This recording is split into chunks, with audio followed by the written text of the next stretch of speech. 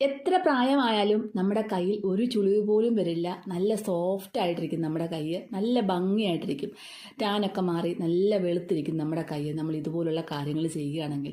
Dry സ്കിന്നുകാർക്കാണ് പെട്ടെന്ന് wrinkles start ചെയ്യുന്നത്. അവരുടെ സ്കിന്ന് ഡ്രൈ ആയതുകൊണ്ട് അവരുടെ ശരീരവും ഡ്രൈ ആയിരിക്കും. അതുപോലെ തന്നെ മുഖത്തുള്ള ആ ഒരു ചുളിവുകളൊക്കെ വരാനായിട്ടും കയ്യിലും കാലിലും ചുളിവുകളൊക്കെ വരാനായിട്ടും ഒത്തിരി സാധ്യത കൂടുതലാണ്.